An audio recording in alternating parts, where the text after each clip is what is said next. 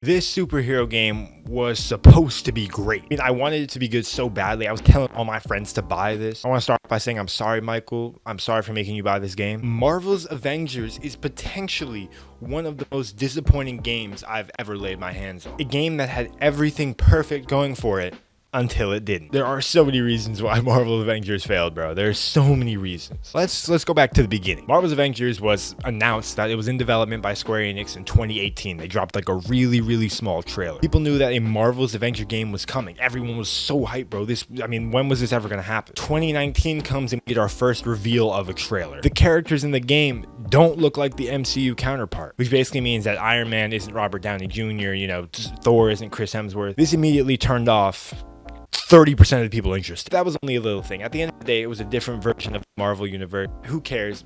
Different looking people, who cares? So the beta tests, they go okay. People say that the game's pretty fun. People are enjoying it. It's a little bit unoptimized. And when I mean a little, I mean completely unoptimized. Pretty much every game is these days, so we're not going to judge that. The game has a story mode that apparently is about every Avenger. It's a completely original Avengers story. Multiplayer co-op, missions, raids, new heroes dropping every once in a while. This was supposed to be fire. Unfortunately, we were let down in the first week of release. The reason it failed is pretty simple. Shitty progression. Believe it or not, Marvel's Avengers actually had pretty fun combat. And even to this day, if you just hop on to play a little bit and brawl, it's pretty fun. You can get lost in the combat and the skill trees are good and a lot of the movement is actually pretty fluid. But it's not good enough to the point where they can leave out a good progression system. The first thing is that the gear you equipped didn't have an effect on how your character looked. People were upset by this because, it didn't feel like you were upgrading your stuff because all the stats of the gear was basically the same. Only the power number was increasing. So you were just kind of putting on better stuff constantly.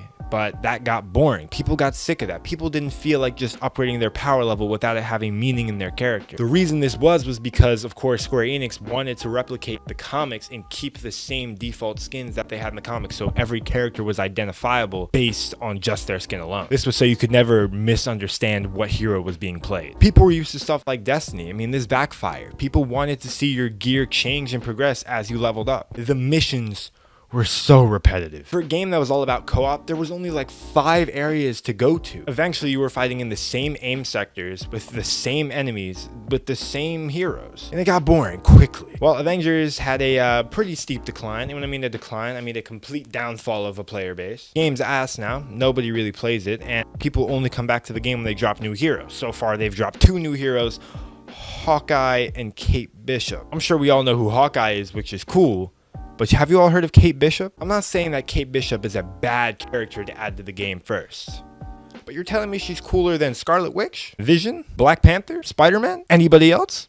Doctor Strange? I guarantee you, with all my money, if they dropped Doctor Strange first, everyone would be playing this game more often. I'm not saying that the game would be completely revived, but it would have a lot more players than hearing about a Kate Bishop added to the game. The game's also dead now, so it's kind of hard to find people to play with. This makes some of the missions that are hard as shit impossible without being way above them. This isn't something wrong with the game necessarily, but because it died, because it led to this, more people can't have fun. It's a shame too, because the combat is really good, guys. If you hop on ever and buy this game, you'll notice that the combat actually has some time put into it. It's not, all the characters feel pretty unique and cool. The story is okay, has some good moments, but other than that, you're not going to be getting anything crazy. So is it worth $60?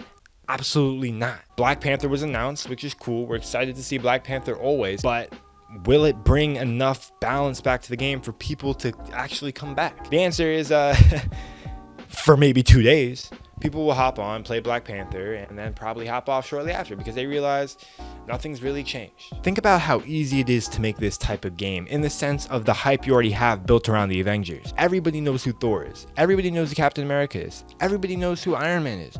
You have them all in one game, all as playable heroes fighting against enemies, and it's not successful. It's almost a given, bro. Everybody knows these people. Everyone wants to play as these characters, but they messed up. I really hope more than anything this game gets a redemption story, bro. I was there in the Discords from the beginning, seeing how it was going, but it fell off and it's not what it used to be anymore. I wouldn't completely give up the game, but the hope is not really there.